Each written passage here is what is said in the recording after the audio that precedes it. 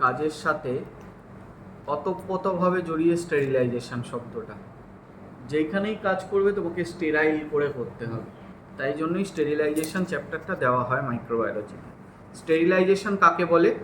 Definition হচ্ছে, sterilisation is defined as the process by which a surface particle free from all microorganism মানে যেগুলোকে মাইক্রোস্কোপের তলায় দেখতে হয়, including bacteria, virus, fungus, both pathogenic মানে রোগজনক অ্যান্ড নন প্যাথোজেনিক যেগুলো রোগজনক নয়, সবই 100% মরে যাবে, তাকেই স্টেরিলাইজেশন বলে। এই স্টেরিলাইজেশন করার দুটো প্রসেস আছে, ফিজিক্যাল মেথড আর কেমিক্যাল মেথড।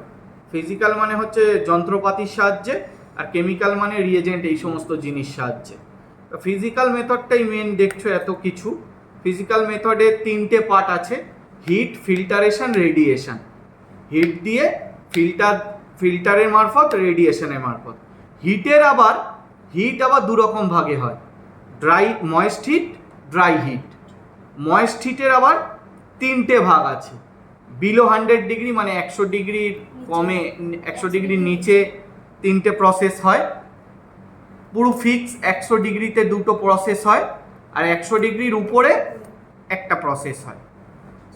আর ড্রাই হিটের মধ্যে 3টে জিনিস থাকে, রেড হট যেটা মনে করো যেটা এটা লুপটা পুড়িয়ে রাখতে হয়, ওই প্রসেসটা হচ্ছে রেড হট। এগুলো হচ্ছে সব প্রসেস নেম স্টেরিলাইজেশন। ফ্লেমিং মানে ওই যে মুখগুলো পোড়াচ্ছিলাম আমি ওই এর ক্যাপের, হ্যাঁ, আর হট এয়ার ওভেন। ঠিক আছে, এবার ডিসকাশন আছে পুরো। ফার্স্ট হচ্ছে ফিজিক্যাল মেথডে চলে আসি।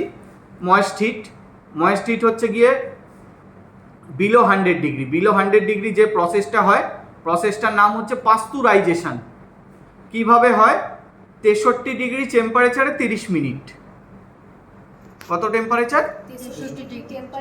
30 মিনিট। এই প্রসেসে কি স্টেরিলাইজড করা হয়? Used for milk sterilisation purpose. দুধের প্যাকেটের গায়ে লেখা থাকে পাস্তুরাইজড মিল্ক, মানে কি ওই দুধটা, প্যাকেটের দুধ কেন খায়? মিল্কগুলো স্টেরিলাইজড করা থাকে, মানে এই 63 ডিগ্রি টেম্পারেচারে ফোটানো থাকে, ওর মধ্যে ব্যাকটেরিয়া তাই থাকে না। এরপরে আর বিলোর মধ্যে কি আছে? ভ্যাকসিন বাথে ভ্যাকসিন প্রিপারেশন হয় at 60 degree temperature for 60 minute. এর ইউজ কি? Use for vaccine preparation. Vaccine তৈরির সময় যদি ব্যাকটেরিয়া চলে আসে তাহলে কি হবে? ভ্যাকসিনের মধ্যেই ব্যাকটেরিয়া ঢুকে গেল। ইনস্পিসেটর, এটাও একটা প্রসেস। এর কিভাবে হয় এই প্রসেসটা? অ্যাট 80 থেকে 85 degree temperature, half hours daily consecutively 3 days. কোনো জিনিসকে স্টেরিলাইজড করছো, 80 থেকে 85 ডিগ্রি টেম্পারেচার নেবে, আধা ঘন্টা করে পরস্পর 3 দিন,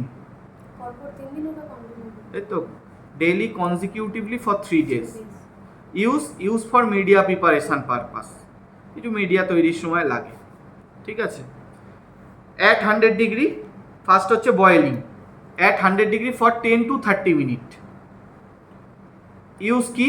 glass syringe, needle, forcep can be sterile. বাচ্চাদের খাওয়ার জিনিসপত্রগুলো ফুটিয়ে নেয় জলে, এইখানে তো বাচ্চাদের খাওয়ার আমি বলতে পারবো। টেন্ডালাইজেশন, এই প্রসেসটা কি? At 100 degree centigrade, half hours daily consecutively 3 days.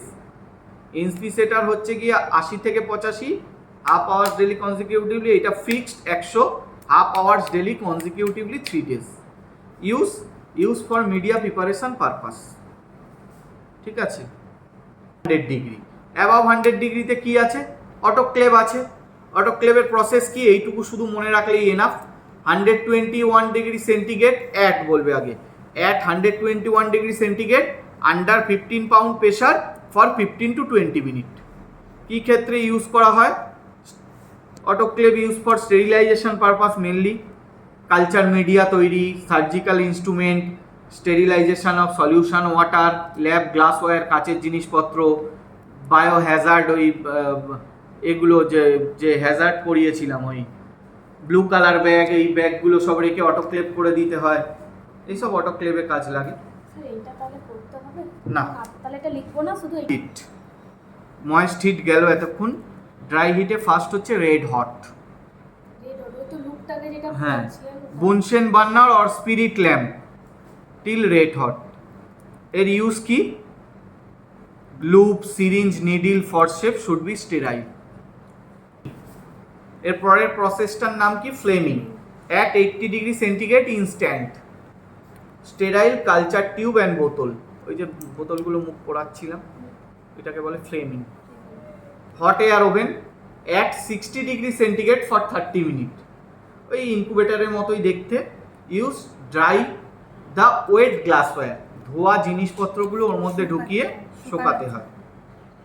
Filtration, এর পরে এই এতক্ষণে হিট শেষ হলো, এ মেথডটা হিট শেষ হলো, এবার filtration.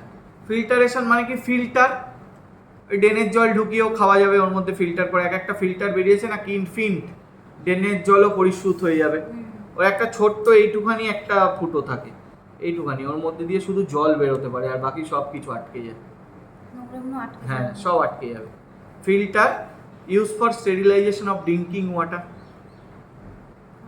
Radiation, two type of radiation are use, non ionogenic radiation, sunlight পড়ে হচ্ছে ওয়াটার পিউরিফিকেশন হচ্ছে, সূর্যের আলো পড়ে। আয়োডেনিক radiation Y ray are use for this method, bacteria, virus, vaccine প্রিপারেশনের সময় লাগে। এবার কেমিক্যাল মেথড।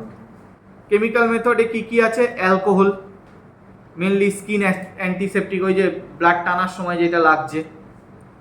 ফেনল, ফেনল কি? লাইজল, স্যাভলন, ডেটল, এগুলো সব ফেনল।